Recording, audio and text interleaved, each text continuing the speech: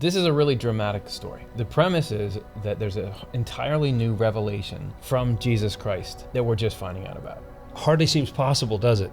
And yet, I think of the story in the book of Revelation about the seven thunders who uttered their voices, and John was all set to write it down, and then some angel said, no, not yet. The point we're going to be asserting today is that in 1749, we found out exactly what those thunders were saying. We're going to give you, all you listeners at home, exactly what was going on with that. So let's go. Okay, this is Swedenborg in Life, Dr. Jonathan Rose, Curtis Childs. We're going to go into the hidden teachings of Jesus Christ. Like, there's a lot more to what Jesus said, and that's exciting. Very exciting. I mean, you'd think you'd want to know about that. Widely viewed as the greatest teacher of all time. I mean, no question. It's not close. It's not close. I mean, no offense to the other ones, but like it's a big deal. Thanks to our members for making this channel happen. If you're not a member, click that join button. Okay, so some people right off the bat, they're going to be like, what are you talking about? You can't just go around saying there's more to the message of Jesus Christ. Yeah. And we're not even saying like, here's a new message from Jesus. We're saying it's like there was a secret hidden message inside the message of Jesus. Already. It was already in there. And people are going to say, how dare you? You can't say that. Where do you get off? There's no support for like that. Their fists are shaking.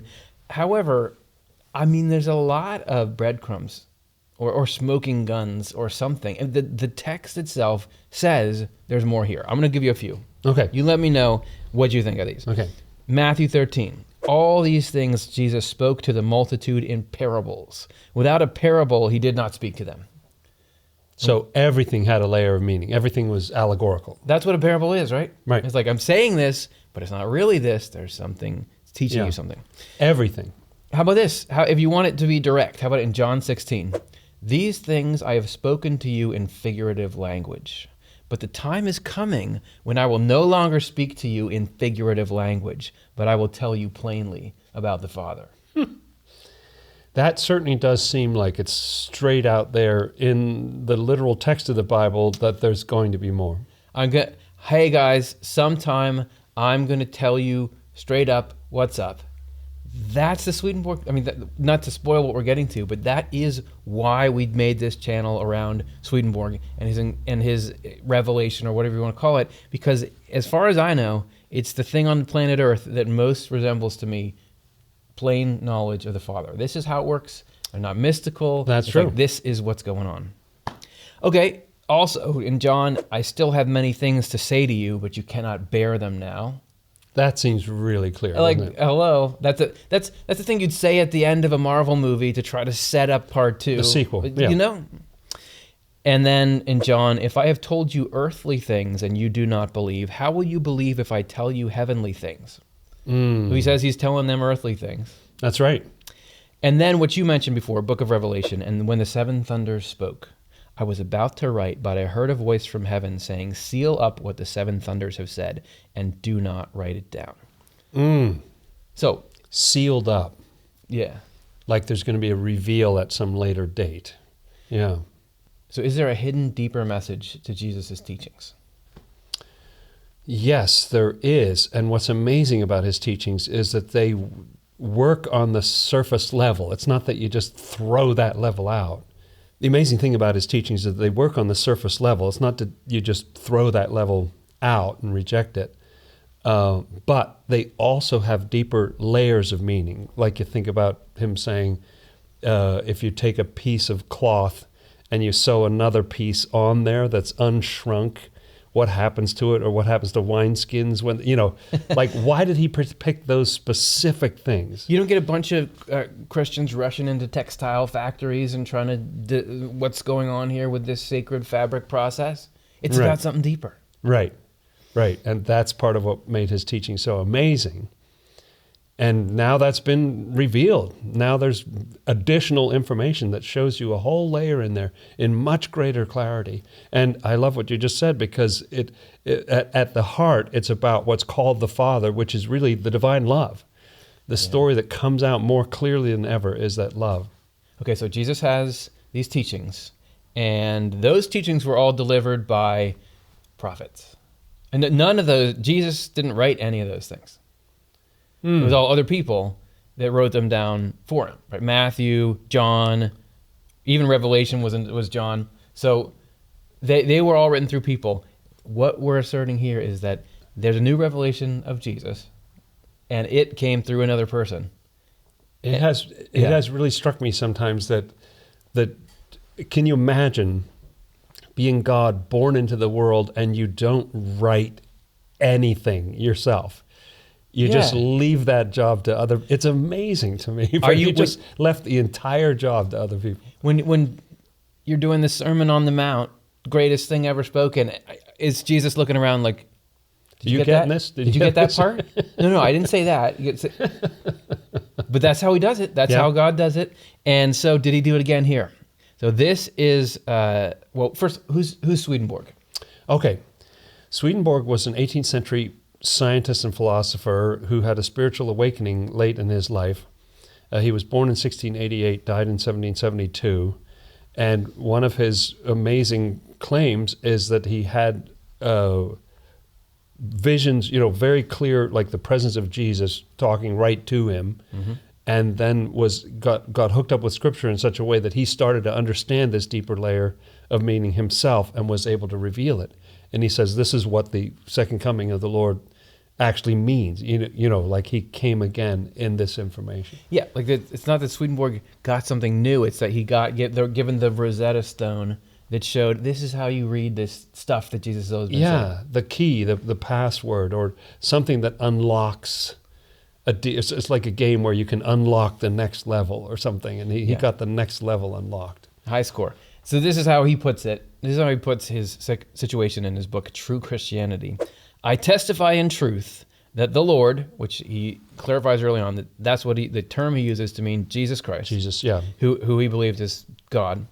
The Lord manifested himself to me, his servant, and assigned me to this task. That's a big deal. That's a big claim. Yes, that is a big claim. But the only thing you can do is let's look under the hood. If he's saying this is God telling me to say this stuff or unpack this stuff, and I've got the real teachings of God, all you can do is look at those teachings and say, like, are they very good? Does that sound like God? Yeah. So here's what he uncovered, or what was revealed to him. This is from his first book in his spiritual phase, Secrets of Heaven. The Lord in his divine mercy has given me the opportunity to learn the inner meaning of the word, which contains deeply hidden secrets that no one has ever been aware of before. No one can become aware of them without learning how things stand in the other life, in the afterlife, since almost all of the word's inner meaning looks, speaks, and points to that life. I love that. That's astonishing, because what I would think, yes, a big part of it is that Swedenborg was giving these spiritual experiences, and he's walking around the afterlife. He's seeing people he knows who died and how the things turned out and so on. And yet a huge focus of that is to help him understand the nature of the Bible, because the inner layer of the Bible is for people in the spiritual world, and it's written in a language that they understand more than we do. And so Swedenborg has that kind of language revealed to him. So it's almost as if, well, is it about the afterlife? It is. I mean, that's terribly important. But it's also about the Bible, because the Bible can give each of us a glimpse of that, greater information about what's happening, where we're going. And if there's what Swedenborg says he discovered about the afterlife when he was doing this is, man, you are more tied up in the afterlife than you would ever believe. You right now have a spirit inside your body. That spirit's already in the afterlife. Yeah. You're getting influenced by heaven and hell all the time. Yeah. This life that we're in, this measly peasly 80, 90 years, it's preparation. It's laying a foundation for this eternal existence in the afterlife. That's what it's all about. And if you think about it, if you're saying Jesus is saying, right now I've told you earthly things, but then I'm going to tell you heavenly things. what would those things be? Jesus already gave you a lot of great stuff. He already said, turn the other cheek. He already said, love your neighbor as yourself. Yep. What would the nature, what justifies releasing a second set of teachings? Oh, it's because it's about the Spirit. It's not about the world in the same way. It's about what's going on inside your consciousness. It's about the life you'll come into after you die. It's about how to live so that you equip yourself for that life, right? Yeah, that's right. The preparation are the things we should be doing now that'll improve our situation. It's like when you're younger, people tell you, oh, well, if you got some extra money, maybe you invest that save for your retirement. Because although you could use that money right now, I'm sure you think of 1,000 things to do with it. Actually, later down the road, you'll be happy if you set some of that aside and let it grow. Because when you hit retirement, no more money's coming in, Well, this is similar to say, well, there's an eternity that's coming up ahead. You want to be thinking about that too. How do you invest for that situation, make your situation better then? What little sacrifices can you make now to make that situation better? There was you should be putting money into a fund for your daughter to go to college so that when it's time for her to go to college, you won't have to pay so much money. And I'm like, yeah, I'll get to it.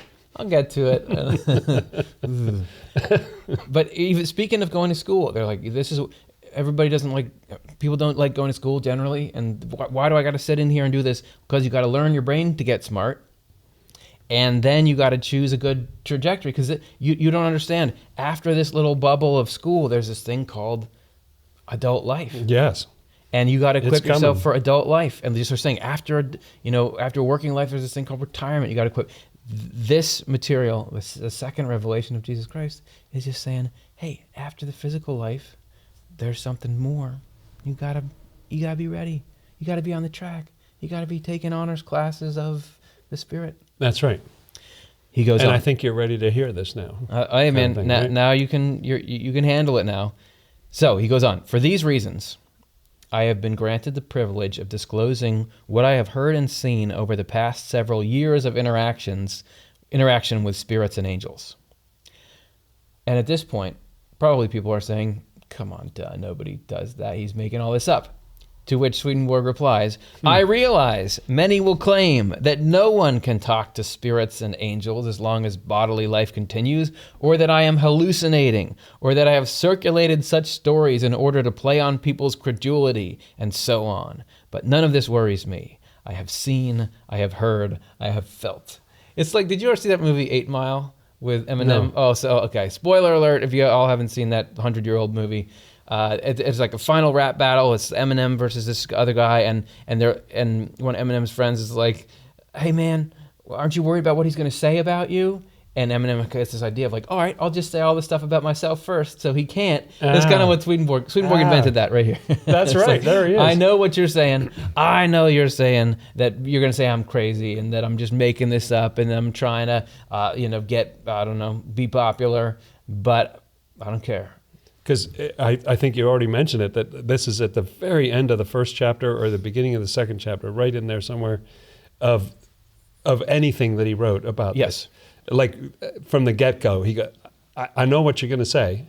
I know how this sounds. I know, and add the layer on that he is saying this, the Bible that all of you carry around all the time, Jesus Christ, who you're worshiping, this is a new way to see that. And Jesus himself told me to do it. And that's a whole nother layer of people, and you get it all the time. He's a false prophet, he's deceived by demons. Yeah. Look under the hood. What are the teachings? Because Jesus talks through people. Talk through Matthew, talk through John. That's the only way it's ever happened. Is this a next? Is this the update for the enlightenment of the human race? We'll see. We'll see what it says. And Jesus gave you sort of a way to tell, because he says, by their fruits, you'll know them. That's right. Right? That's right. Like, here's a way to check, because everybody's got a different story for you. But what's the fruit like? Yeah. And not only was Swedenborg's own fruit really good, like at the same time as he was writing this stuff, he was writing stuff for the Swedish government that was very helpful. They were dealing with inflation just as we are now, and so on. And so he wasn't crazy. He wasn't. It didn't make him into a lunatic. He didn't start a suicide cult or something like that. And if you practice what he says, what he's saying is not, hey, be evil. It doesn't matter. Or, or do something extreme. Or right. It's very much about the good of everybody, society. It's about love and understanding. And if you're going to say like the fruits, by the fruits you know them, why? So here we are sitting on this YouTube channel, and we have made 1,500 videos about this, about what Swedenborg was shown. That's a and crazy wrote. number, by the way.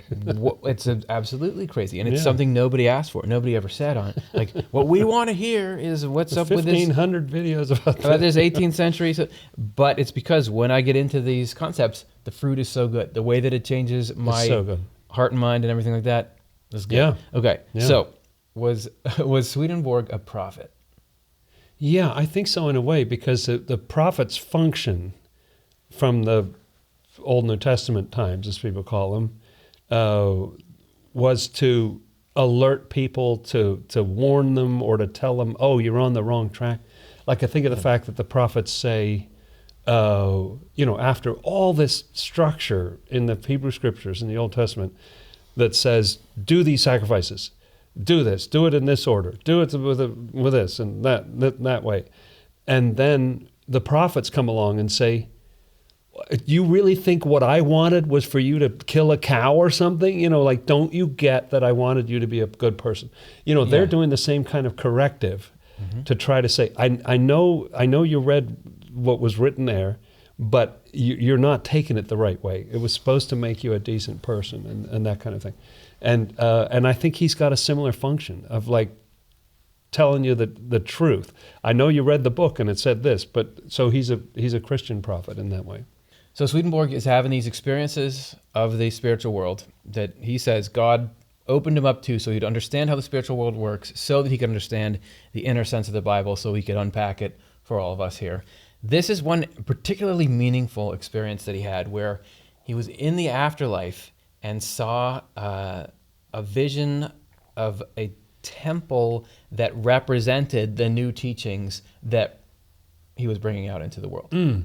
And it's interesting to me that he didn't write about this until, he didn't publish it, this account, until his last published theological work, True Christianity. Yeah. And it's even sort of late, I think it's at the end of chapter 8 or something. It's late out of 14 chapters. It's sort of late in the last book that he sees this image, as if, was this under construction while he was writing? I don't know, but he sees this image of this temple in the other world. And True Christianity, by the time he wrote that was in response. He was starting to really get some blowback from the Christian church. Absolutely. In his day. They That's were right. saying, this is heretical, we're going to put these books on trial. And True Christianity, I mean, the title itself is pretty combative. He's trying to say, no, you guys got it wrong. You got off the track from Jesus. I'm the one who's actually following the life he told us to live. Or the teachings I have here are more in line with that. They're more true. And this is how things are done in heaven. And here's a vision of that in heaven. So this is, he says, the sixth memorable occurrence. He called his visions memorable occurrences. One day there appeared to me a magnificent temple, square in form. The roof was shaped like a crown. It arched upward and was elevated at all around. The walls were continuous windows of crystal clear glass. I think it's a different temple than the one we talked about in the other. It is similar, but this is a different one. That's right. So it also had that sort of plate glass situation going on. If you're watching this show, most YouTube channels don't tell you anything about temples in heaven. Where do you find that? And we did too. Why is nobody covering that? We did too. The walls were continuous windows of crystal clear glass. The door was made of a pearly substance. On the southwest side of the interior, there was a large raised pulpit, on top of which, to the right, the Word, which is the Bible, lay open, surrounded by a sphere of light so bright that it engulfed the whole raised area of the pulpit and made it shine. In the middle of the temple, there was a sanctuary, with a veil at the front of it that was now lifted up. There, an angel guardian made out of gold stood with a sword moving this way and that in its hand. Is that? Are you not entertained? Is it a statue? Is it a statue, but somehow the sword, like it's animatronics? Moving? Yeah, I know. And now, this is like classic spiritual world stuff, because you've got all these details. It seems like this bizarre. What is it talking about? Yeah. But now we're going to go and see what all that means, and there's a reason why it all is like it is. Because even buildings in the spiritual world have And meanings. This is foreshadowing, because this is exactly what he's saying the word is like. That when you go into the Bible, and at first it's this weird, like, why is Abraham going to sacrifice his son? Why does God smash this city full of human beings? What is going on here? There's a meaning. There's an inner, it's not really about that. It's about this inner meaning. So this temple that he saw in the afterlife, it's got these weird details of swinging sword, gold, angel statue. What's it mean? Once I had looked carefully at all of these items, the meaning of each one flowed into my meditation. The temple means the new church, which would be the church that Swedenborg believed Jesus was establishing on the earth through these new teachings. Sometimes I think of it as Christianity 2.0, because it's sort of got it's Christian, or we might be up to 5.0 by now. I don't know. But, yeah. But it's a new form a deeper form of Christianity. The door made of a pearly substance means our entry into the new church. Oh, okay. So those are like the teachings of, that's how we get in. The sort of the doorway. Well, I guess it's worth saying that a church, according to Swedenborg, is something that occurs within you. Yes. It is a state of your intellectual life and your emotive life. So it's a certain way of loving things and a certain way of believing or acting on truth. So the entry into it has to be concepts or something you start to live your life by that then makes you into a church. Yeah, that's right. And the pearl has to do with the fact that there's really a oneness. There's a oneness to all all the teachings make sense together. Nice. The crystal clear windows mean the truths that enlighten the new church. The pulpit means its priesthood and preaching. The word that lay open on the pulpit, lighting up the raised area of it, indicates that the word's inner meaning, which is spiritual, has been revealed. So that revelation of the inner meaning is a really notable feature of this building, because light is like shooting out, and even tells you where it is in the structures. In the southwest, for some reason, there's light shooting out of this. Yeah. And so that's about the inner meaning of Scripture, okay?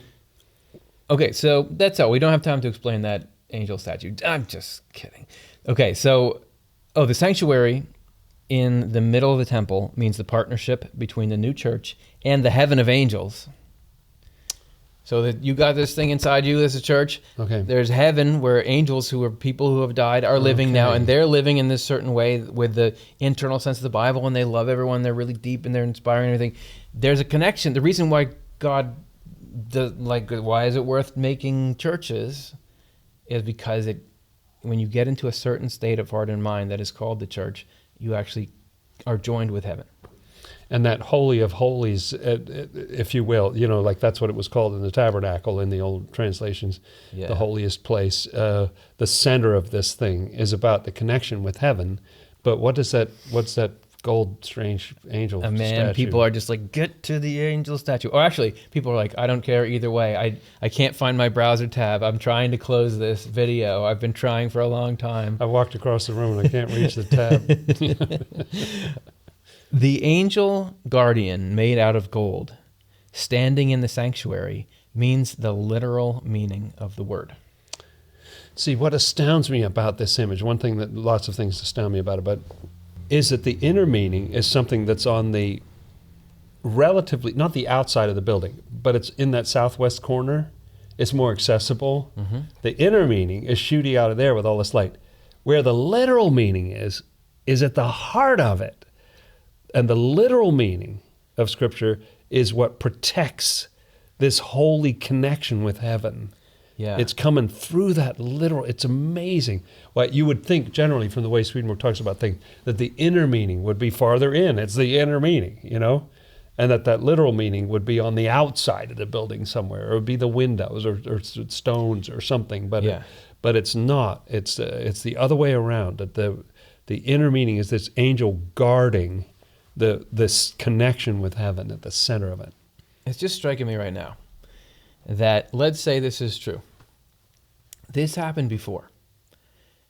you had what is now called the Old Testament, which was this particular set of laws and customs and what you're supposed to do and stories about God. And then Jesus comes along and he gives what seems like new teachings. He'll even say, a new commandment I give to you, that you love one another as I have loved you. I'm just starting something new. And I think there's probably a lot of people who would think, yeah, let's go. We don't need that thing. We're into Jesus. But Jesus is inextricably tied to the Old Testament, to the Torah, because he is quoting it to people. He's saying he's fulfilling it. He does not try to shed that context. So it's like you got these new teachings, but they've founded on and rest on the old teachings, and that you can't get rid of the old teachings. Because people will sometimes watch our shows on this channel, and they'll come on some episode and they'll say, well, where's the Bible? Why aren't you guys quoting the Bible in it? So Swedenborg comes along and he's saying, look, Jesus is now showing us he's expanding these teachings so much farther. But yet, all of that, everything that Swedenborg writes, he says, this is all resting on the literal sense of the Bible. This is just it's not a new thing, it's giving you the meaning of the old thing. So it's the same. Just like Jesus came and expanded on it, this is Jesus again expanding on the Old and New Testament, This is part of what makes me think that it's of more than human origin, because my sense of human beings, myself included, is that what you want to do, something's new, you just want to throw out everything from the forget the past. This is so much better. This buries everything that went before, crushes it. And yet, what I see this doing in both of those examples are great examples. That Jesus actually restores and brings the Old Testament to life. In a way, a lot of Christians don't realize this, but he really did that, and Swedenborg takes the New Testament and does a similar thing. I mean, the Lord does it with Swedenborg's help or something. But so this is like, hearing you say that there, I was realizing, it sounds like what we're saying is, there's the Old Testament, then Jesus, then Swedenborg. But that's not what it is, because it's the Old Testament, then it's Matthew, Mark, Luke, and John, and Paul, and it's all these guys. That's right. It's not Jesus. Writing about. Yes. Yeah. So what Swedenborg is saying, Swedenborg is not saying, you know what I did? I looked at what Jesus did, and I thought, I can do better than that. Here's something that I had out of. He's saying, just like Book of Revelation, which people take to be, if you go into your red letter Bible, and you read the Book of Revelation, there's red letters in there. People consider that to be out of the mouth of Jesus Christ. Yeah, that's right. But what happened there? That was John, this guy named John, is sitting on, is he the same John as wrote the Gospel of John? There's a big debate about that. I was going to say, some people think so. I think Swedenborg thinks it is. Yeah, okay. The same person. Yeah. Either way, he's nowhere near Jesus. He's sitting on this island. He has these visions. Jesus comes to him in the visions. It's decades later. Says this stuff. We red letter it and we say, this is Jesus saying this. This is it. Swedenborg is making the exact same claim that John did, which is Jesus came to me, told me to do this, told me to write this. So he would never say, these teachings came from me. Never. I mean, No. I'm not saying that you have to believe him. That maybe, No. But he would never say, if in fact there's a letter. And he never says, you have to believe. Right.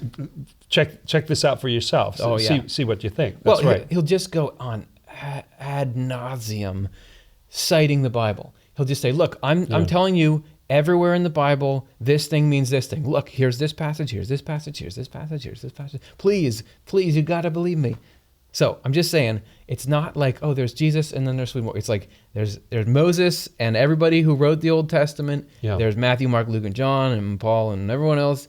And then Swedenborg is just like continuing that on. Or that's how he would put it. Yeah. And Jesus says at one point, before Abraham was, I am, like he is the I am who came before Abraham. Yeah. He's there. And a shocking thing to me, this will sound extremely nerdy, unlike most of what comes out of my mouth. That'll be a change of pace. But I know, wouldn't that be a shocker? It's not going to fly with our audience. But if you look in there's a Greek translation of the Old Testament So if you look in the Greek New Testament, you'll see that Jesus' name is Jesus. I can't write it for you, but but if you look in the Greek translation of the Old Testament, there's a whole book called Jesus. You keep seeing his name in the running head at the top of the Jesus. You know what Jesus is? Joshua. It's Joshua, the book of Joshua. Yeah. So Jesus just named for Joshua and what Joshua does. So Moses is like the Old Testament. He gets you right to the brink. Jesus comes and takes you the rest of the way into the Holy Land.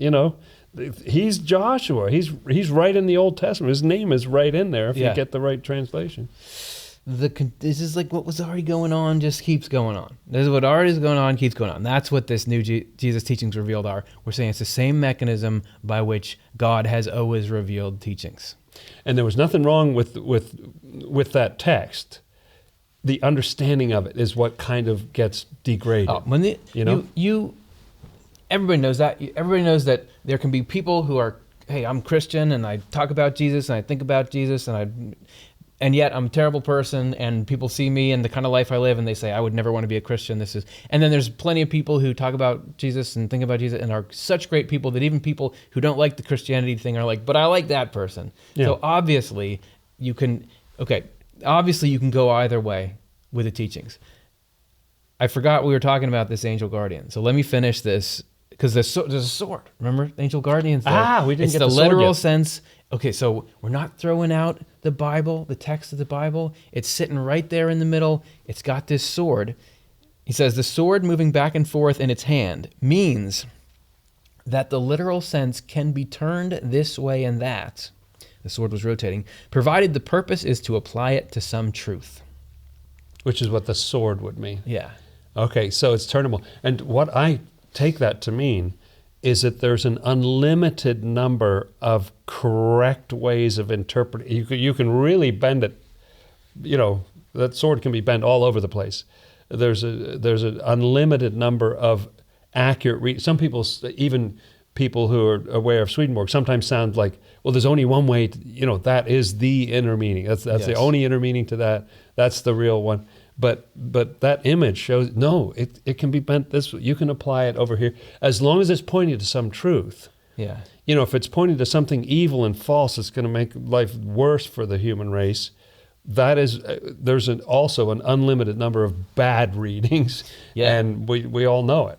With the good readings, Christianity does this. If you go and look at Christmas sermons, everybody's just got a couple of verses to work from. Yeah. Right. There's the story, there's the manger. Very limited, the text. But think about how many gazillion Christmas sermons are done around the world. Go start looking at those and you'll see all manner of, how Jesus is born in a manger is kind of like how you need to let new things go, or how you shouldn't ignore that people turn it this way and that. But if it's ultimately to try to lead people to the good of life, it's all the spirit of Christmas. It can connect you to heaven. Yep. It's all in the hands of an angel. The fact that the veil in front of the angel guardian was lifted up means that the word has now been opened to view.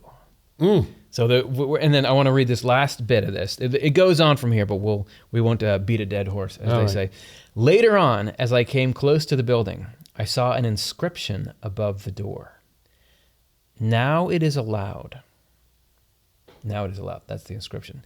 Which means that we are now allowed to use our intellect to explore the mysteries of faith. Wow.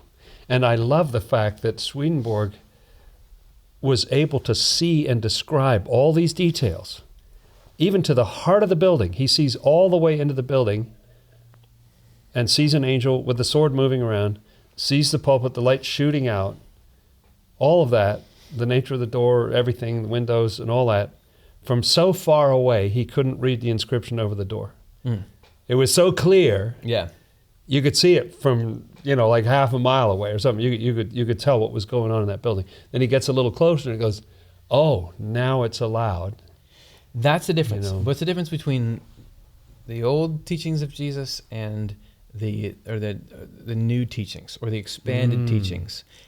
Is that with these teachings written through Swedenborg, you can really get in there with your mind and see for yourself. This is a clear explanation of, for example, how God runs the world, why bad things are allowed to happen, Yep. what is good and what is evil and why. Yep. You can look at that with your brain because of how much detail and clarity it is laid out in Swedenborg's books, and you can see for yourself, is that really ethical? Do I really think that's plausible? For how would I apply this in my life? What would I do? That's the difference. It's no longer just, here's this mystery, accept it. I don't know how this happened. Go with it. I know it doesn't make sense. Just have faith. Just have faith. Yeah. It's not that. It's No. not that. Now it's allowed. Okay, new teachings of Jesus. What's been revealed that was hidden before. Clear, plain language. Engage it with your intellect. Let's go. This is the very first thing that Swedenborg wrote once he had assumed this new role in his life of, I'm supposed to deliver these new teachings in the world. He says in Secrets of Heaven, number 1, the word in the Old Testament contains secrets of heaven, and every single aspect of it has to do with the Lord, with Jesus, his heaven, the church, faith, and all the tenets of faith, but not a single person sees this in the letter. In the letter, or literal meaning, people see only that it deals for the most part with the external facts of the Jewish religion. The truth is, however, that every part of the Old Testament holds an inner message, except at a very few points, those inner depths never show on the surface. Oh, intriguing. So there's a couple of places where it actually shines through, but most of it, it's deeply hidden. This is like deeply hidden. This is a scientist gaining access to the mind of Jesus, because the Word was made flesh. It says that in John. The Word was made flesh and That's dwelt right. among us.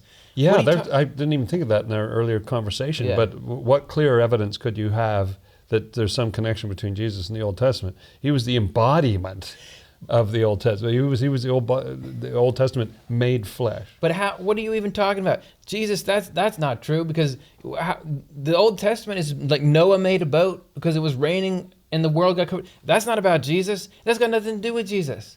You're talking about like people crossed the Red Sea. What's that got to? What are you talking about? The Word was made flesh. Without what Swedenborg gives right here, it is nonsensical to say the Word was made flesh. What does Jesus have to do with the nuances of how you build the tabernacle, or how many concubines did Solomon have? Right. I'm just saying, man. Yeah.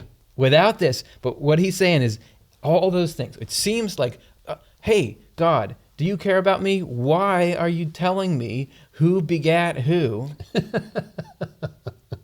Why are you telling me that I shouldn't harvest this thing alongside that thing? Or you tell me about a vineyard owner.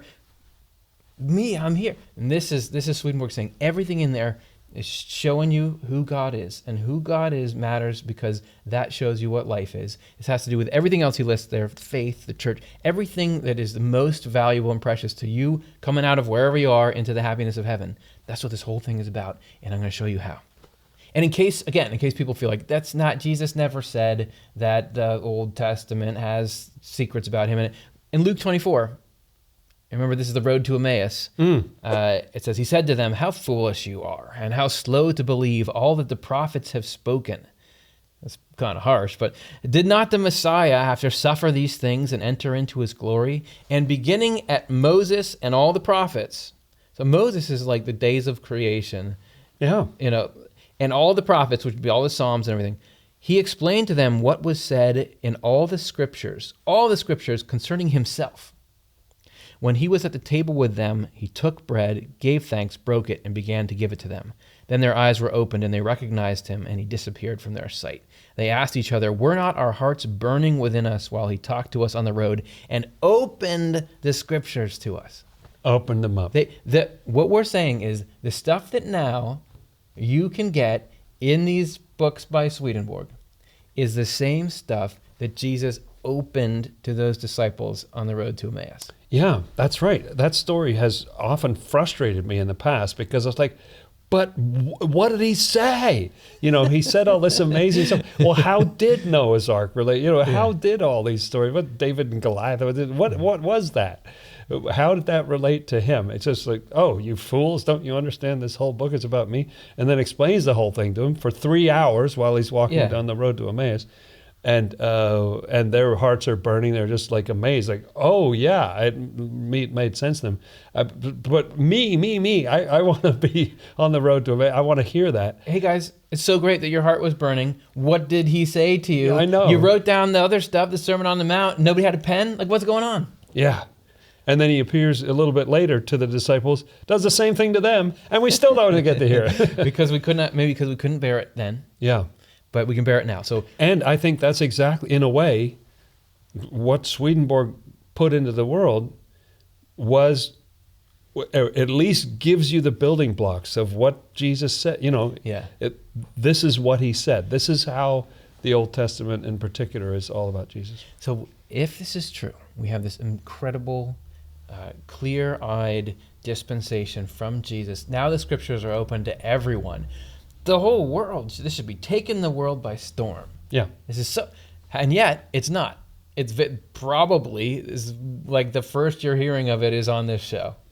Why is that? You're about to find out why. Because it is not that fun to learn. Like the actual process that Swedenborg goes through, labors through in Secrets of Heaven, in Revelation Unveiled, it's just not that photogenic. And it usually doesn't leap off the page at you. No. It does by now to me after I've spent forever in it, but it doesn't sweep you off your feet. No, that's right. Yeah. And it's a lot more than 3 hours. It takes a lot more than 3 hours to read everything Swedenborg wrote. We're about to do, nobody is going to find this fun, this next part here, even though we're going to open the scriptures to you right now, and you're going to be like, okay, can I skip this part? We're going to start, let's do the process that he gives for the internal meaning.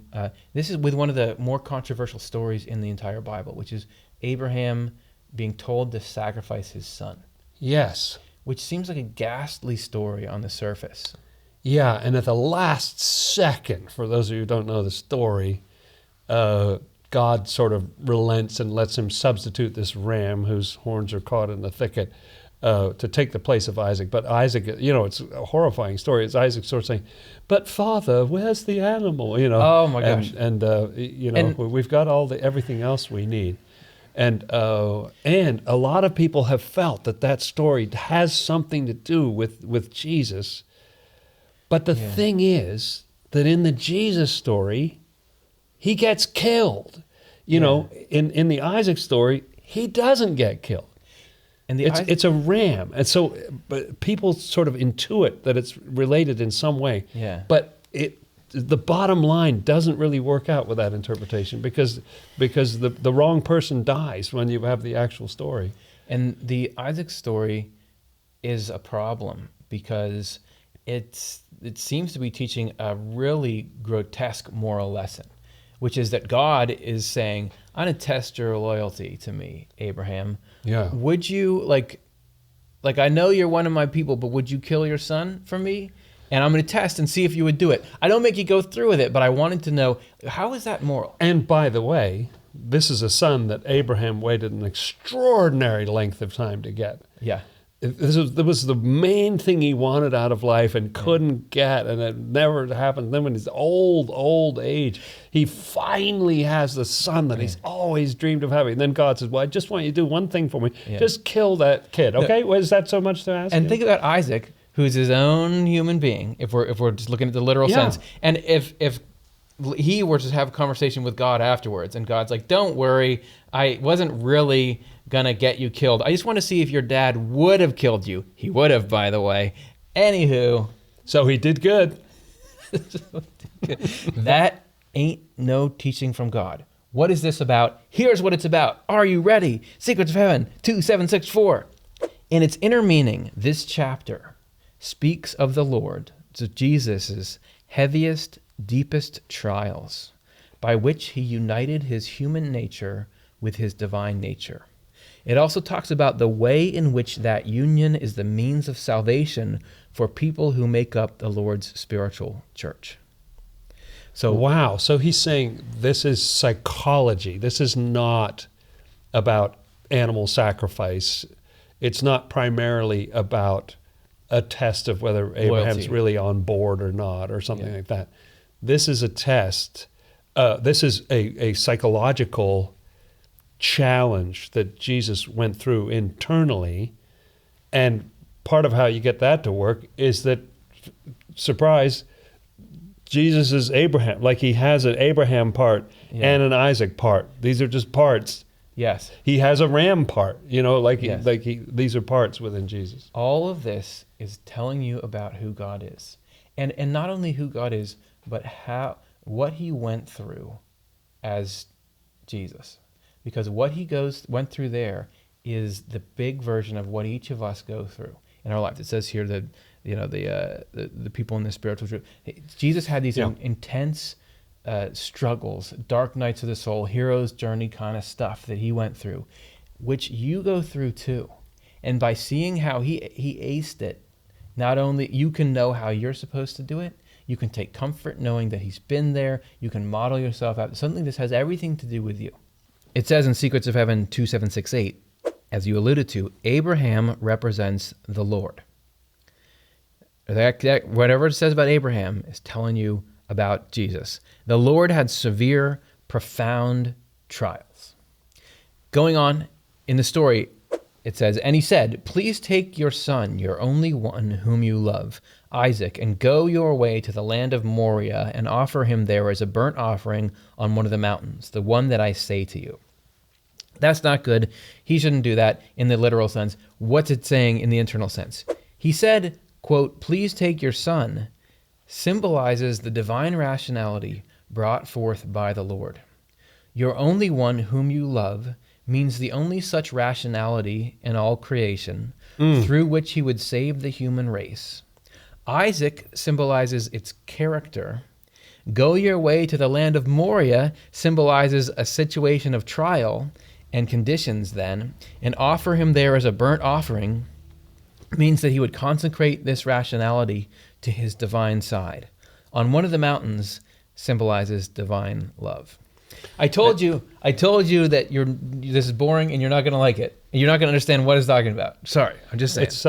I'm afraid I've been immersed in this as you have, and so because we're like, I love what he just said. Yeah, it was so great. Okay, tell people, what did he just say? Well, partly what it makes me think of is that Abraham means that divine love, and then over time, so this divine love, and what the essence of the divine love is this desire to save the entire human race, and not save in kind of a schlocky little, I'm saved, but really rescue us from negative thoughts and feelings, really, really improve our lives, turn us into angel beings and so on. Take us out of hell and into heaven. Yeah, wants to do that whole thing.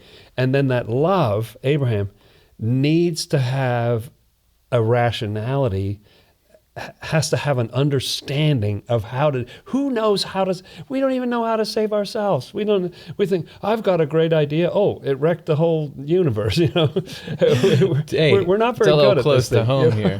Right. So that gives birth, I think it's awesome where it said that rationale was the only one in the universe, like only one person ever understood, which was Jesus, the human being, with the divine soul inside, gives birth to this rationality, and now this thing is going to be tested, that Isaac is going to be tested and consecrated in order to help people. And you have your own mini version of that inside of you, it's actually the Lord's, but it starts to show up at some point in your life where there's this, hey, life can be better than this. Like, I want to try to follow God and get out of whatever hell of selfishness and materialism I'm in and get to heaven. Like, God is kind of calling you there, wants to save you, but he can't lead you along unless you have some concepts, unless you have some rationality that can to show you the steps to get there. So in your life, you come across certain ideas and things, and you start to understand them to the point where you can act on them. That's the same thing happening in you. It also helps me understand why, because if you look at the story just from a sort of coldly rational perspective, you'd say, Why not kill him in the front yard? Why do you have to go all the way, across the planet to Mount Moriah or whatever it is? And, it's unnecessary. But because it's a journey in us and a journey in Jesus and what Jesus went through, that journey is meaningful. And it's a journey to love. Like, what's going to handle this situation, how this is going to work, is if it's on a mountain of love. If that's where this little procedure can happen, where you get these priorities straight and so on. Yeah, it's not about killing. It's not about loyalty. It's actually about spiritual growth. This is about the change of heart. If some people complain, like, God gave you the Bible, but there's nothing in there that's useful. Yes, absolutely. There's nothing in there that's not useful. a single thing. There's barely, every once in a while there's something, but mostly it's not. If God was really going to give you divine revelation, wouldn't he tell you, like, here's all the details of how to be? Right. These are all the details of how to be. And right now, like, we have a very, even you and I who've been immersed in this forever, we have a very bare bones, skeletal understanding of this. Absolutely. Like, think about somebody, like some sixth graders with a cellular biology textbook that barely understand. Like, sure, we're there, but it's even that is so much more than you'd think you could get out of this story. Yeah, of Isaac. That's right. Okay, let's do a little bit more unpacking this. So, and if anyone wants to do this on your own, there's only like 16 volumes of this. That's right. That Swedenborg wrote. So you're not going to run out. Secrets of Heaven 2776. The Lord consecrated himself to his divine side, which is to say that he made his humanity one with his divinity by fighting and winning in his times of trial. So that's the process by which it goes. And the same thing happens in you. The way that you go from a state of hell to a state of heaven is through times of trial. So this is when things are difficult in your life and when you're stretched to your limits and when you need God and you have to ask for help. That's when, like, that becomes real to you. The truths become real to you.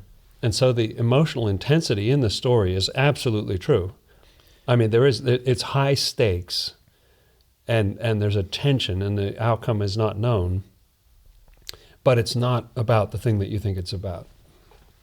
Hey, if you found yourself watching this show a lot and you look forward to it, you feel like it does something good for you, consider becoming a member of the channel. There's a little join button. If you click that, it's just a teeny tiny little monthly fee. It makes a huge difference to us because it gives us the stability of income to be able to do this. We're a not-for-profit. We depend on you. If this is making your life better, consider becoming a member, and then that helps us continue to make this show so it can go reach the next person. Thanks for considering. So we did some of that Isaac story. How about instead of doing one that's like super dense and nobody understands and nobody wants to listen to, let's do one that is easy to understand and interesting and fun. Oh, okay. And are we changing the show now?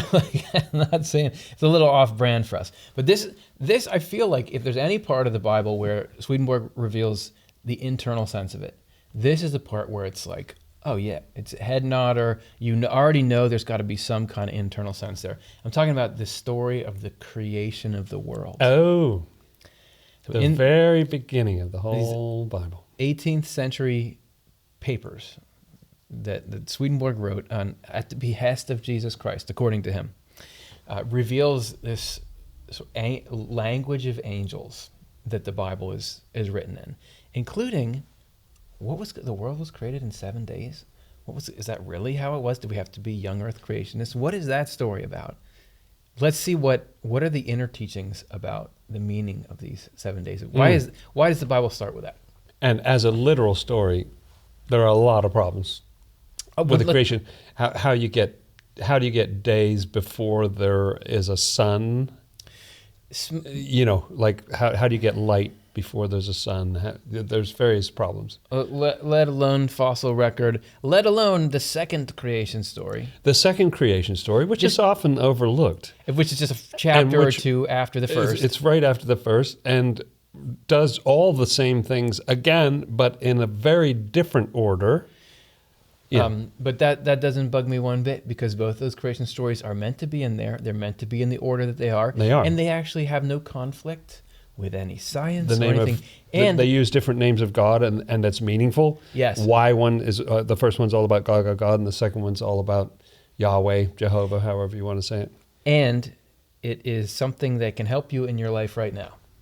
No, it's not, oh, thanks for the ancient history lesson. This is about you so today. glad to know fish came before. Yeah.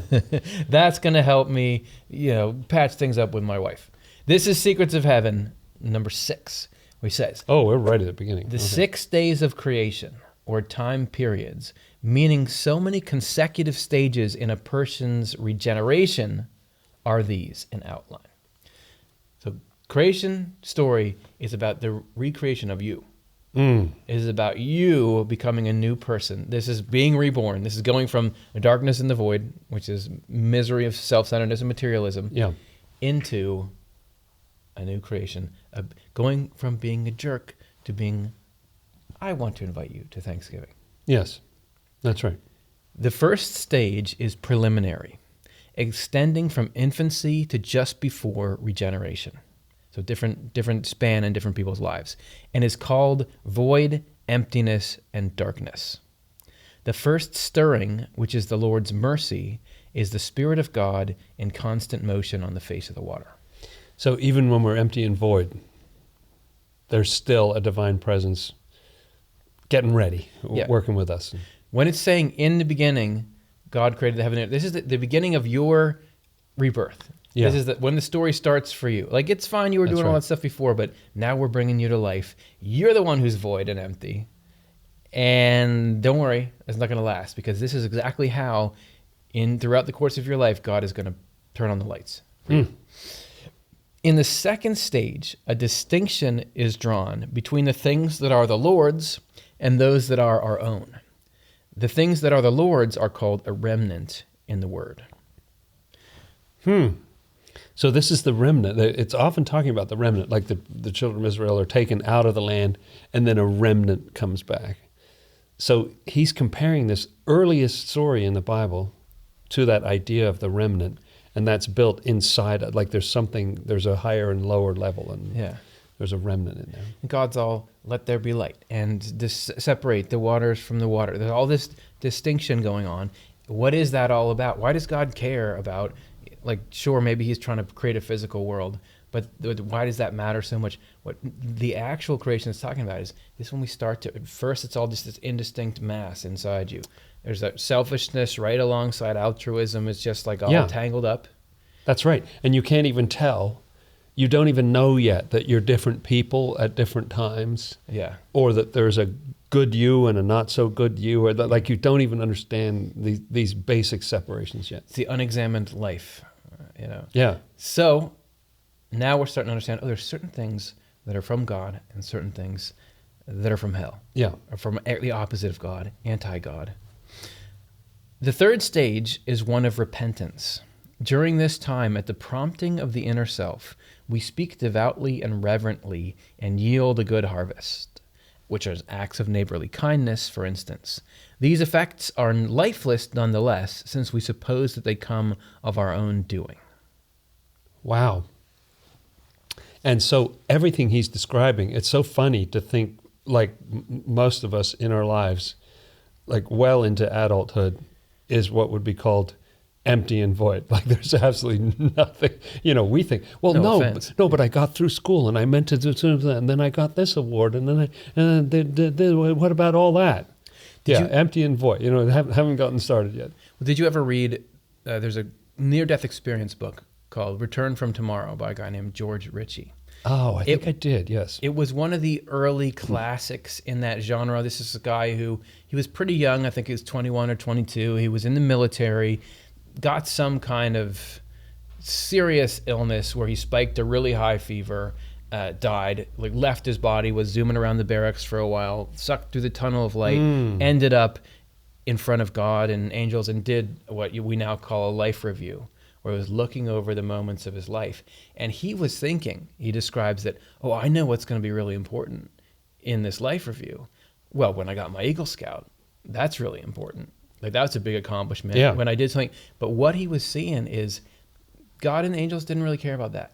because what he was feeling at that time was just kind of pride in himself, and that wasn't a big deal. The things that are big deals are whenever you express love toward people, when you push away that selfishness and materialism. So if we think these are the most important things in life, those aren't the most important things in life. That's not the big deal moments of your life. Yeah.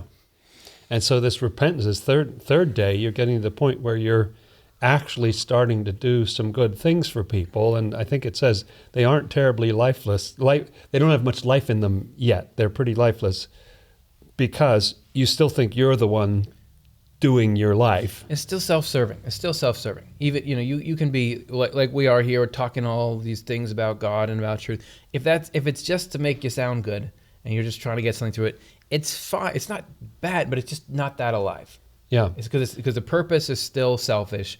The life is when the purpose starts to be, I really want God to be able to do good through me here. That's right. I want something good to happen. And so your good works at that point are kind of like a lawn, I think grass is mentioned in Genesis, and there's not that. Eventually you get some fruit trees or something. Yeah, you can't eat it. You can't eat that. I don't know if I ever mentioned this. Why would I ever want to make it clear to people what we're doing here so they can understand what we're talking about? But each of these stages it's mentioning, these are one of the days of creation. So when it says the third stage is one of repentance, that's in the story, the day 3. And what happens in day 3, this is the inner meaning of that. A very summarized version. You get dry version land, of it. you get plants, if memory serves. Yes. So start to sprout up on the dry land. Yeah. And this is just he has chapters and chapters about the details of this, but this is the summary. In the 4th stage, so this will be the 4th day of creation. What is that? That's the sun and the moon. That's and where the the stars. sun and the moon start. Yeah, that's very exciting. In the 4th stage, love stirs and faith enlightens us. Because the sun, wherever you see the sun, that's about love. And wherever you see the moon, that's about faith. And the reason psychologically that you could have light before you have the sun is that what the sun means in this situation is not the ball of fire in the sky. It's something of God in you. It's a love gets kindled in you that wasn't there before. So you had knowledge before, just that sort of general light that was there, but you didn't have something living love, living faith, starting boom when they're kindled inside you. It's an exciting step. You may have already started to reform your behaviors. Like, I don't do this stuff that I used to do because it's not very good. And I think of that sort of sound that when you light a burner on a gas stove, you got that little boom. I know exactly that sound. It's sort of like ASMR that. Yeah, when the sun comes in, when you got the sun and the moon and the stars, when something kicks in your inner self. Like until now, you've been sort of going through the motions, but you think you're doing it all. So yeah, you produce some grass. That's great. Well done.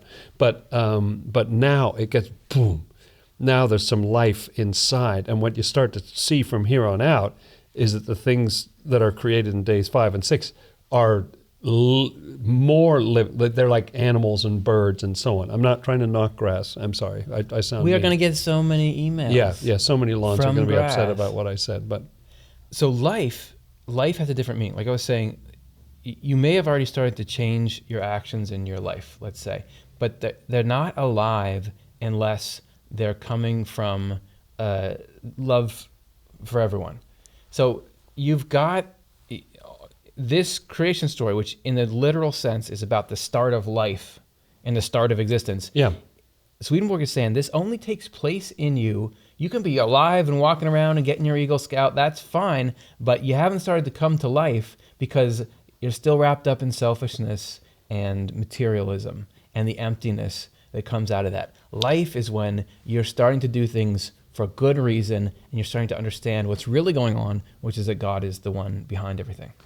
and I think as you already covered, the whole idea of a day is also not to be taken literally. It's not talking about, oh, well, it's Wednesday now. I'm doing this. No, these are long phases. Each of these days, maybe 5-10 years of your life or something. Right. Then you get to that next phase. But they're called a day, and it always says the evening and the morning were the first day, because you start out in a state of obscurity, lack of clarity, don't know what you're doing, and then it gets a little better. Oh, now it's day. And then that brings you to the next level, but you start out a little bit lost again. Yeah. It keeps going that way through the cycle. Which solves something, because if this was a literal story of creation, what are you talking about days?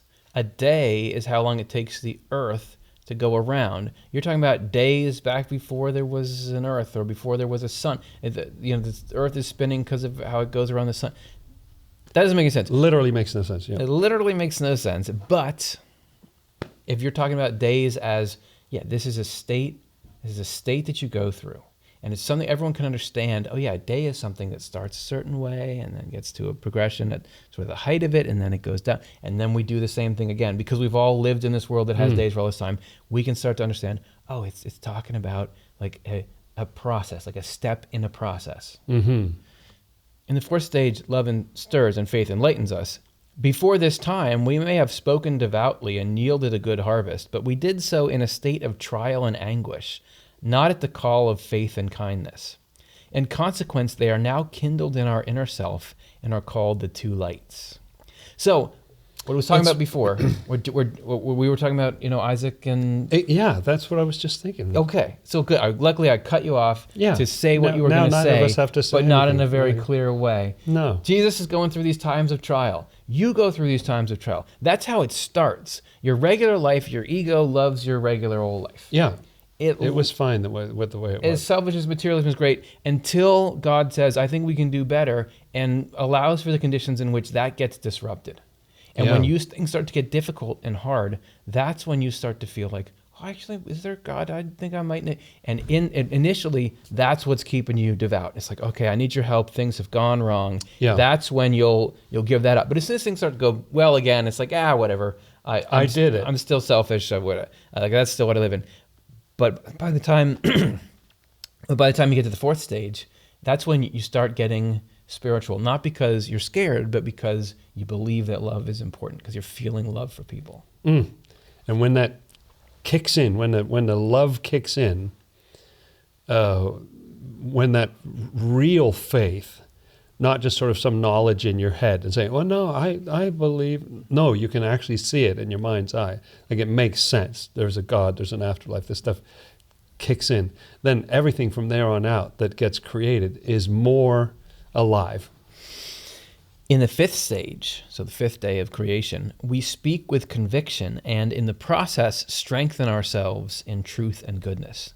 The things we then produce have life in them and are called the fish of the sea and the birds of the heavens. And it's always this two-level, it's a very clever story because you have fish down here, you have birds up in the air. So very early on there was that division of the waters. There was water below, water above, but not living in the same way as fish and birds are. Now you've got fish in the water, you've got birds in the air, you've got some living thoughts, some understanding. You've got outer understanding, inner understanding that are alive and going out and doing things in a way that they didn't before. And even they're reproducing. Like you get more and more insight. Yeah. They're growing. And I think, so speaking of like investigating it with irrationality, eventually with Swedenborg's concepts, you get to a point where you get it and you can see it in life. And so like fish, he compares these, I believe, to sort of like facts, factual knowledge. Yeah. So this is just the stuff you've gathered, basic tenets of how the world works. Yeah. Okay, cars drive on the road. You get sunburned in the sun. I'm trying to think of like what are any facts people I know. Get mad when you criticize them. People get mad when you criticize them.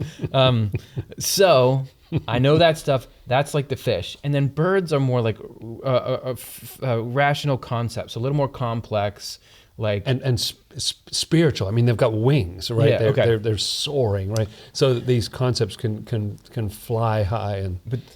So then them being brought to life here, like before when you were back in the void and your life was being run by selfishness and materialism, you had all those facts in you, but they weren't alive because they weren't being used for good. Yes. They were just being used to support your self-centeredness and your mistaken beliefs about reality. It was just stuff you'd learned. So it's just stuff lying around in your attic kind of thing. That's right. But then once you're being driven by love, like the lights have showed up, you've got this love from God, faith is becoming something that's real for you, then all those things you know about how to navigate life and everything, they come to life because then you use that knowledge to go and live this love and live this faith out in the world. So that's why what before was just water is now fish, and it's now bird. What just was air is now birds. It's striking me that one possible meaning of it is that you can now see, like you had a sense of, okay, cities work this way, and then the countryside works that way, or different nations in the world. But now you can see the hand of God in it, it's alive. You can see how the divine love created this situation. You can see why it's terrible that people go through such suffering, but you can see what use that serves, and you just get perspective on all these things.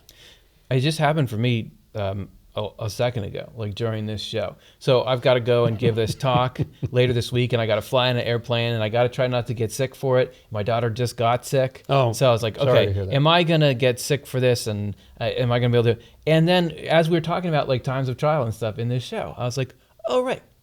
The times of trial are like necessary for growth. So I'm going to take these same facts I know about this and just say, no, like the Lord is going to use this situation however he needs to continue to take me from being without form and void into it came alive. It's the same thing, but now that stuff is alive. You know what I'm talking about? Yeah. You're watching it in real time.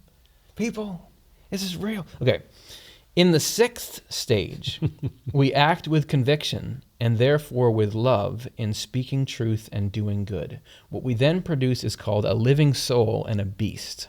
Because we begin to act as much from love as from conviction, we become spiritual people who are called God's image. This is when the people show up. Yeah, that's right, because human beings are also born in that sixth day. That's right. And so you get animals first, and then... So that fools everybody, because everybody thinks, oh, well, there are no human beings in this story until the sixth day. Yeah. No, this is all you. This is all happening in you. But there's a difference between sort of wearing a human flesh suit and actually being human, like having the qualities of humanity, being humane. Yes. Before, you got your mind, and there's some things are coming to life. You got birds and fish and plants in there. That's great. When you start to be like this, it's like you got humanity inside you, which is not to replace or displace those other things, but it's a new level of depth and dimension in you, man. And I like that. It is additive. The whole story is additive, because you don't get rid of the plants. No. You don't get rid of the fish when you get the birds. You don't get rid of the birds when you get the animals. If you did, you would be in trouble. Then you would. You would be in big trouble because you wouldn't survive. So all that you're seeing, just like you got the biosphere and it all works together here, is the same thing within your mind. There's a little biosphere and spiritual biosphere inside you. I'm telling you, man. In regard to our spiritual lives, we now find pleasure and nourishment in religious knowledge and acts of kindness, and these are called our food. In regard to our earthly lives, we still find pleasure and sustenance in things related to our body and our senses, which cause strife until love takes charge and we develop a heavenly character. What a story. So eventually love takes over. And so it's really saying in that inner level that this is all more complex. Think, I just want to be a different kind of person, but you don't. Well, there's a lot to that. Yeah. That's gonna take a while. Well, when I said that earlier, no, I'm just kidding. No. That was a pretty good me impression. And well, I just want to. I've got to work on my Curtis impression. Yeah, no, anything is complicated. If you say, I want to increase my lung capacity. People say that, They do, sure. I just heard somebody say that when I was on my way in here. If you did that, I think that can be done, but what has to happen is like a process in which I don't even know your air sacs would get more expansive, I don't know how people do it, but there would have to be trillions of little things that happen in your body to be able to get there. Transformation of something as complicated as a human body there's tons of moving parts to it. So it is with the transformation of your mind. This is giving you the details, or not the details, it's giving you at least like a zoomed in view. This is giving you at least the basics of how that happens. That's what's in the Bible. That's what's in the Bible. And this is wisdom that we don't like human beings could sit around and have a focus group or something. You would not come to this understanding. This is a divine level understanding of this is what human beings are. This is what your potential is. Yeah. You could get to this place where you are love. You could get to a Sabbath where you're actually at peace in your spirit, which is unbelievable thought. But you could actually get to that seventh day of peace if you let me take you through this process where we get this development. Human beings don't know that, because look at how great we are at physical stuff now. Mm-hmm. You think about Unbelievable. Yeah. and you think about people who have insane amounts of wealth. So they have everything the human race has possessed at their fingertips. Yeah. They can fly anywhere they want anytime, have any boat that they want anytime. Yeah. Is that a guarantee of being happy? It is not. Well, it is not, actually. It's pretty risky. And some people are happy doing that, but the fact is, even if you got to a place where with technology and the advances of that, everybody had a lifestyle like that, it's not a guarantee of happiness. We can't get there from here on our own. You need to have revelation, or you will not be able to find it out. I'm picturing 8 billion luxury yachts out on the open ocean. Maybe someday we'll all have luxury outer space yachts. Fine. That doesn't mean we would ever be happy. No.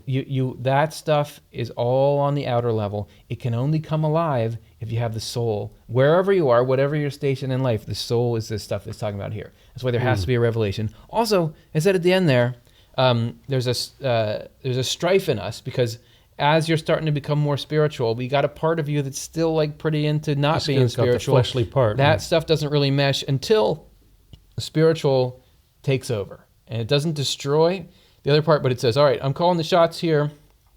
You can do some things, but it's all got to be in service of this higher love and faith. Then you're at peace. And believe it or not, this will be better for you. And so from the very beginning of the creation story, it says in the beginning, God created the heavens and the earth. Those are two levels. Right from the start, you got two levels. And most of the stories, what happens on the outside level, only the fourth day really involves the inside, meaning the love and faith that get kindled in there, and the stars, which are knowledge. But everything else is happening on the outside. But it's all that your outside will be a happier outside if you let the inside take charge. But it's a long journey. So Swedenborg says that this is like a lifetime. It's a lifetime just to even get started on this thing. And finally, we get to the seventh day of creation, where God rests.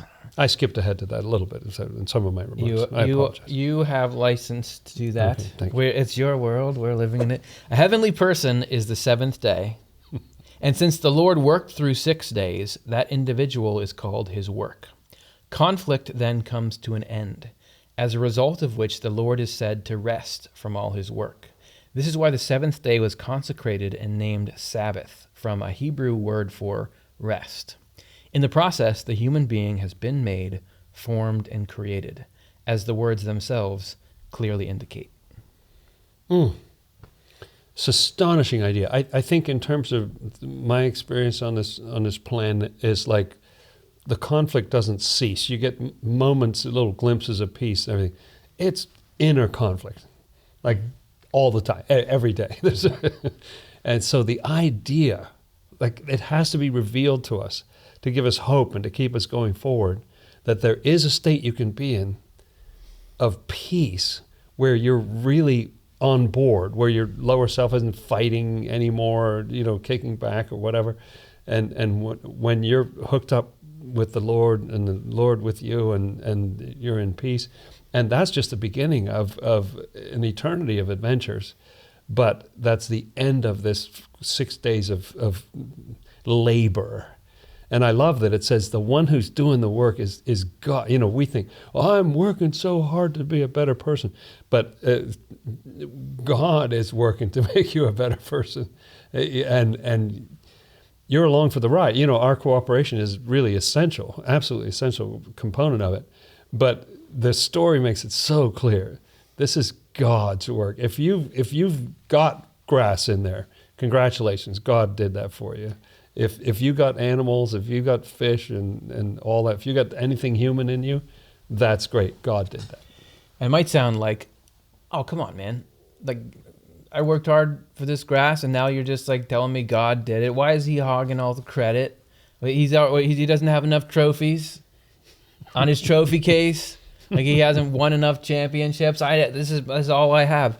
The reason why it's important to understand that is that desire for the credit, which is just a little version of the desire to be superior to other people.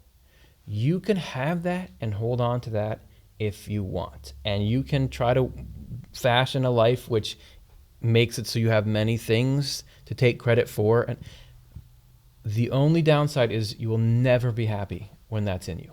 The desire to be superior to other people is misery itself. Yeah. You will never be at rest. You'll never be at peace. You'll never be in the state that's called heaven.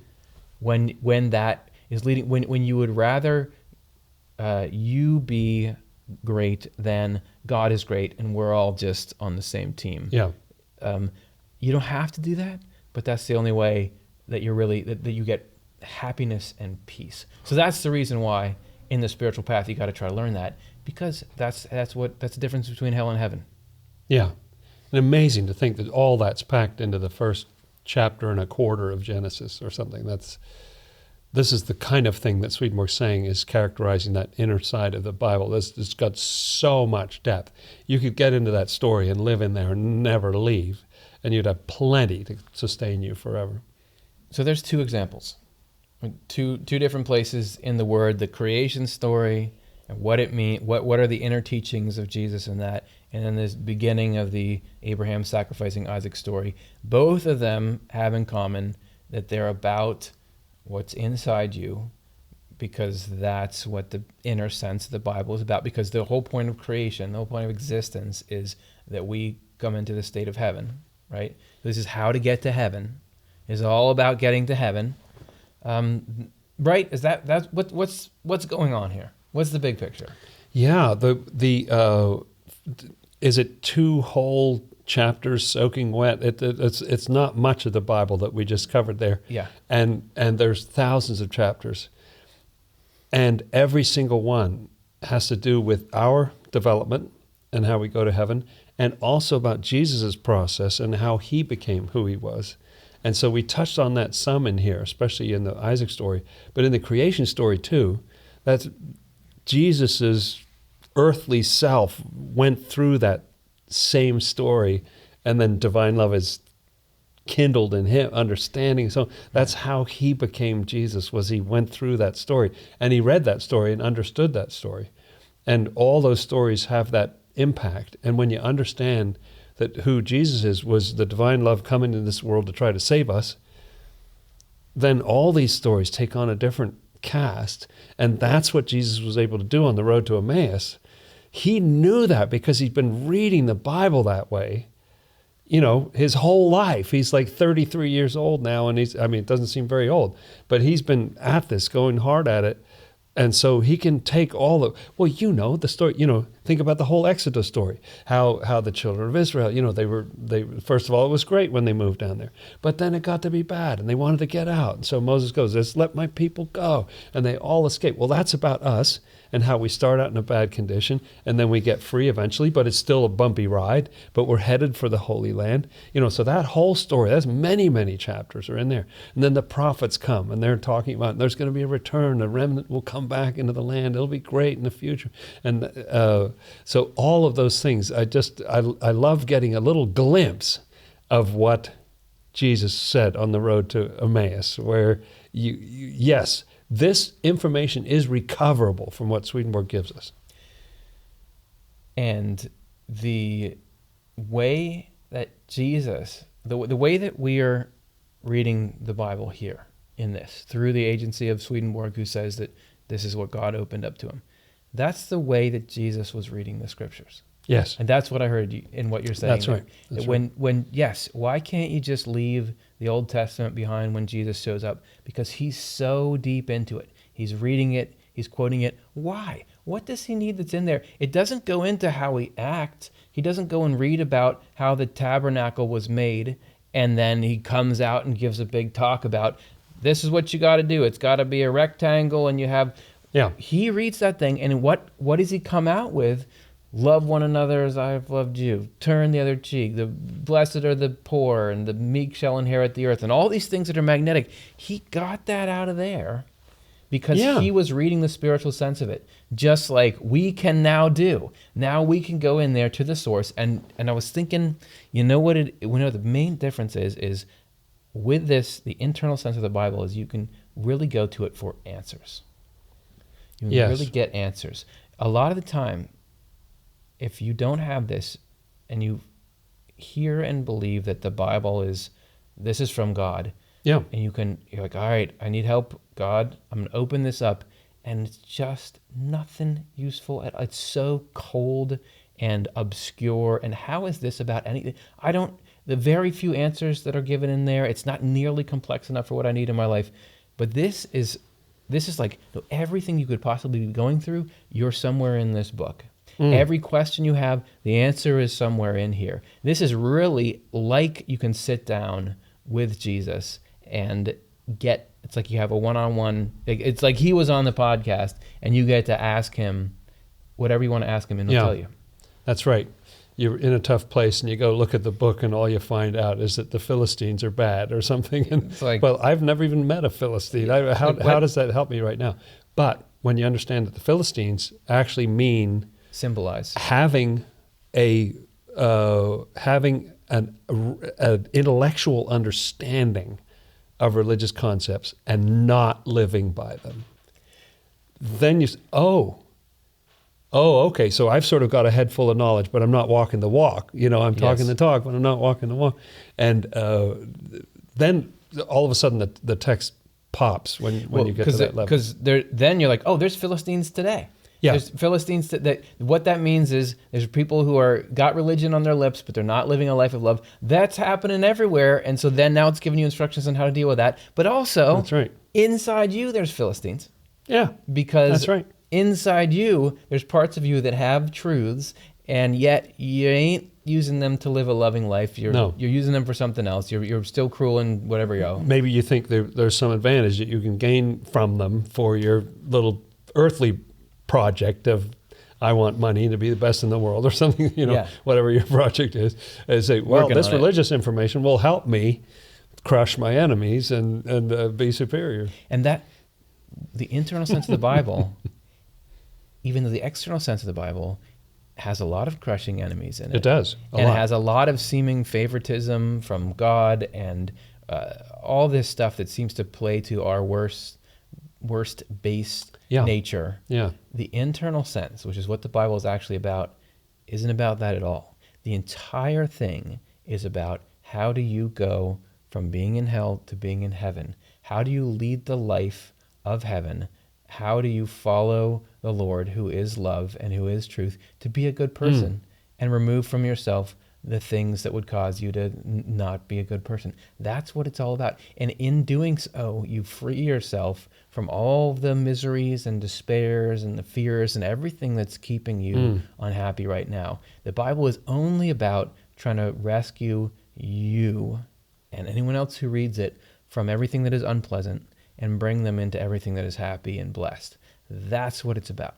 And if you don't take anything else away from this, think of that image of the Spirit of God hovering on the face of the earth, on the face of the water. Even if you feel like you're empty and void, even if you're like a complete nothing burger, like nothing's happened yet. Yeah, let's go on. There is still a presence of God that's got a plan, that's got something good that it wants to work in your life, and there's hope for you. You can be recreated from here. This is where everybody starts. And remember, you may feel like a nothing burger on Tuesday. It may be that things are going good, but then you're like, I'm back in this.